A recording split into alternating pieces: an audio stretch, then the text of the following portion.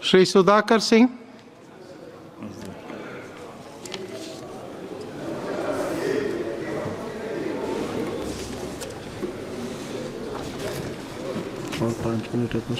माननीय सभापति महोदय, मैं गोवा राज्य विधानसभा निर्वाचन क्षेत्रों में अनुसूचित जाति जनजातियों के प्रतिनिधित्व के पुनर्संयोजन विधेयक 2024 पर चर्चा में भाग लेने के लिए खड़ा हूँ।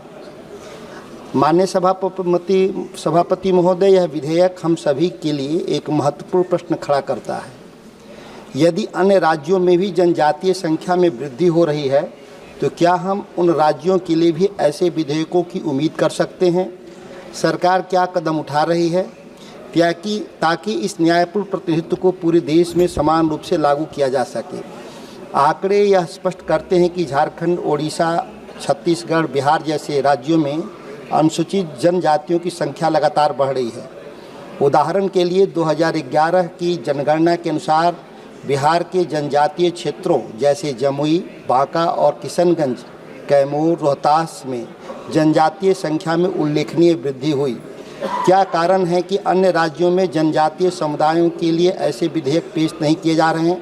क्या यह हम मान लें कि यह निर्णय चुनिंदा तरीके से लिया गया है और यह किसी राष्ट्रीय नीति का हिस्सा नहीं है?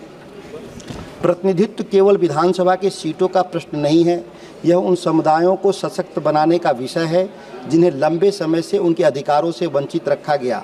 मैं सरकार से आग्रह करता हूं कि जनजातीय जनसंख्या को पूरे देश में उचित प्रतिनिधित्व देने के लिए एक व्यापक नीति की तैयारी की जाए।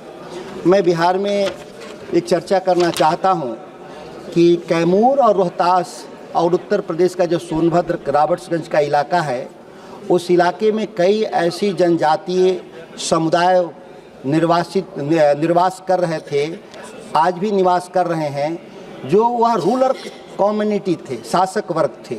वह मैदानी इलाकों में एक लंबे राज्य जैसे कि खरवार, चेरो वंश के लोगों ने राज किया, और जब उन लोग मैदानी इलाके में जब राज कर रहे थे, खरवार और चेरो वंश के लोग, बाद में जब उनका राज समाप्त हुआ, लेकिन उनके समुदाय के लोग मैदानी इलाके में ही बस गए। आज तक बिहार में उनको जनजाति का दर्जा नहीं मिलने से उनकी सामाजिक और सांस्कृतिक पहचान का संकट से जूझ रहे हैं। यहाँ तक कि गोंड बिरादरी, लोहार बिरादरी, मुसहर बिरादरी जैसी आदिम जो जनजातियाँ हैं, उनको आदिम जनजाति का, अनुसूचित जाति का आज तक दर्जा नहीं मिलने से उन समुदायों में भारी रोष भी है।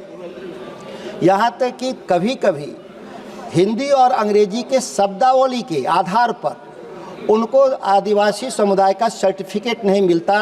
गोंड और गोंड, लोहार एवं लोहरा, इस तरह के केवल शाब्दिक अर्थों पे थोड़े से अर्थों को भिन्न होने से उन लोगों को आदिवासी का दर्जा नहीं मिलने से बिहार में ऐसे समुदाय में भारी रोष है।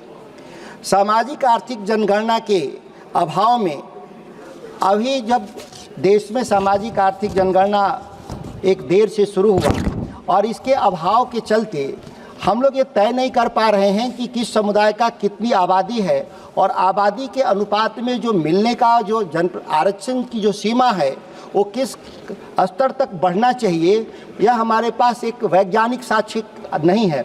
इसीलिए सरकारों से, भारत की सरकार से हम लोग उम्मीद करते हैं कि जल्दी ही जातीय सामाजिक जनगणना को कार्य पूरा करेंगे, जिससे आने वाले समय में आरक्षण के प्रावधानों को वैज्ञानिक तरीके से आगे बढ़ाने का काम करेंगे।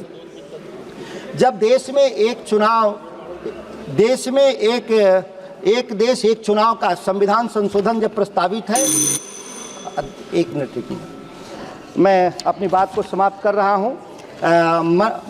वन्य अधिकार अधिनियम 2006 पास होने के बावजूद भी इस इलाके के आदिवासी समुदायों में अभी तक वन उपज को लेकर के एक स्पष्ट प्रावधान नहीं होने से बिहार के कई जो ऐसे जो इलाका हैं, जो जनजाति रहते हैं, जनजाति समुदाय के, उन लोगों के इलाके में सड़क का व्यवस्था, बिजली की व्यवस्था, पानी की व्यवस्था, पीने वाली पानी की व्यवस्था हम नहीं कर पा रहे हैं। वहीं जब उद्योग लगाने की बात होती है, खनन की बात होती है, तो उन इलाकों में भारत सरकार लगातार परमिशन देने का काम करती है।